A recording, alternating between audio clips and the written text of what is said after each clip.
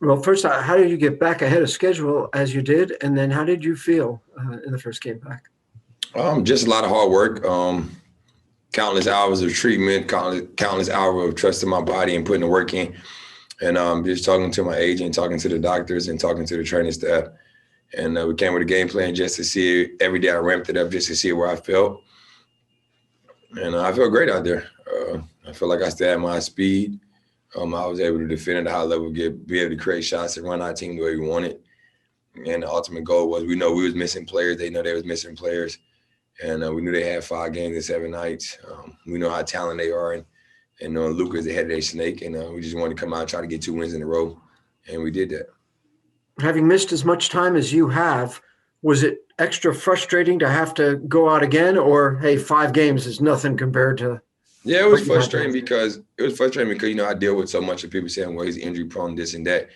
But it wasn't one of those type of injuries. It was just something I got need. And when you get needed, stuff like that, and you have inflammation or anything like that, you can't control that aspect of it. So there's nothing I could do. You know me, but if there's anything I can play through of soreness, anything I'm playing through it. But at the same time, I'm looking further ahead for my future and also taking care of my body better than what I did in the past. And it was best for me to take that time off and ramp myself back up to where I am now. Thank you. Rachel Nichols. Sorry, John, my camera's being on. There we go. How are you? I'm good. How you doing? Good, thank you. I'm working on a project on Kobe Bryant, and I'm asking guys what they remember from the very first time they played against him. I guess your rookie year or whenever it was. Um, I always tell the story. I got a switch on Kobe. He was posting me up. I blocked his shot, and the ball bounced the half court, and I went running after it full speed. He got the ball back and shot a three. And he said, "The play continues, young fella." And that was my first moment I really remember, and it was a big moment for me because I could brag to my friends that I blocked Kobe Bryant's shot. What do you remember about just the idea that you were on the court with this guy that you had been watching and his Well, presence? we know how much he meant to the game of basketball, how much he affected people with just his competitive drive, his hungriness of having a mindset of nothing can stop him from being what he wanted to be. He was a black mamba, and just what he stood for as a man. He gave everything he had to the game of basketball while he was here on this earth and while he was competing for 20 years. And outside of that, you love how he became a dad. What he was doing with his kids and being there for them and coaching them and still always being a mentor to a lot of people that looked up to him. So everything you can see about that man was what you would want to see in yourself later down the road. And the way he loved his kids and loved his wife and stuff like that is something that I look up to and try to do the same. Thanks, John. Mark Berman.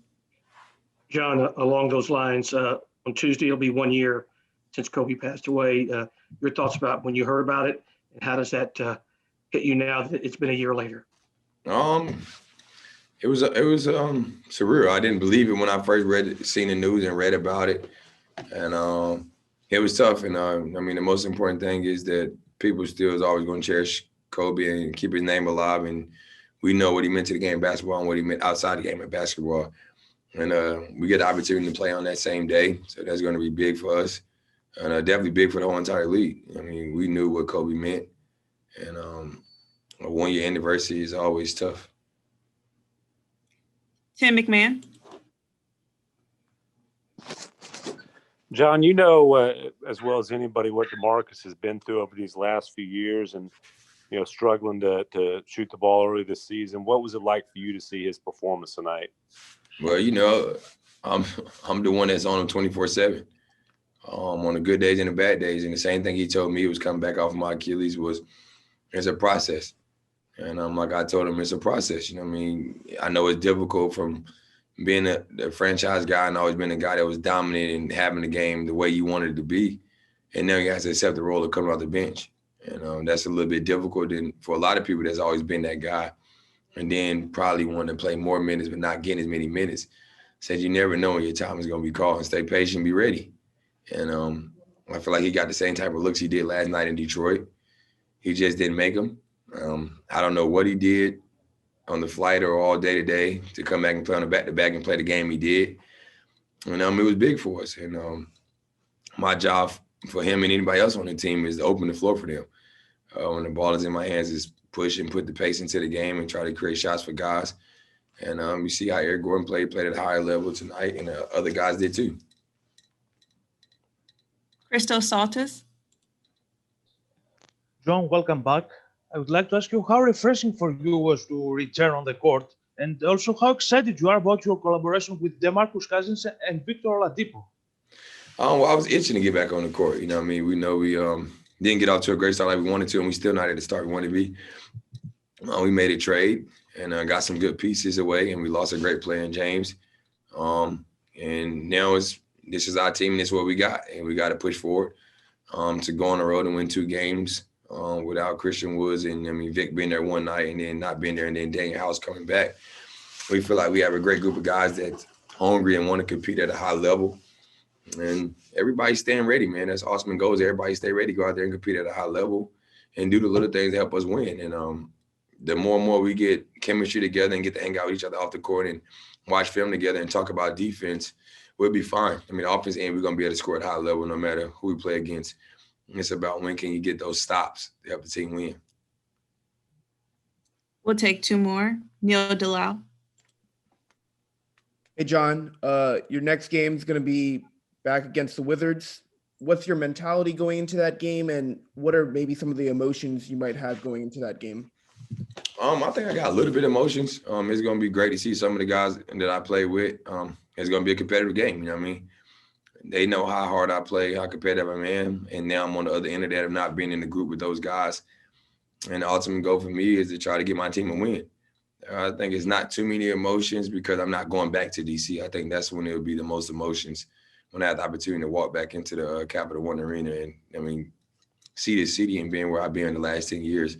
But it'd definitely be exciting to see those guys and go out there and compete against those guys and how well Brad and the other guys are playing so far. And last question, Brian Bearfield.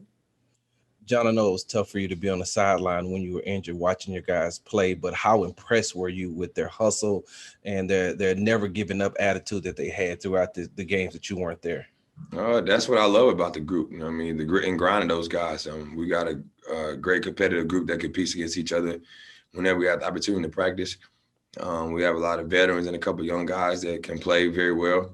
And the most important thing is we communicate. And I think when all of us get here as one, we get opportunity to communicate better, but we got firepower at all levels. It's about putting it together, trusting each other, trusting in Coach Silas and the great coaching staff that he has. It's the first year for him. It's the first year for a lot of us guys with a new group and new coaching staff. And trust me, we didn't get out the way we wanted to, but we dealt with injuries. We dealt with COVID protocol that, that's going to be going on throughout the whole season. And that's the adversity of saying the next man is up and what can you do and be prepared to stay ready. And I think we have a group of guys for that. So it should be a fun season. Thank you, John. Thank you. Thank you. Yeah. Appreciate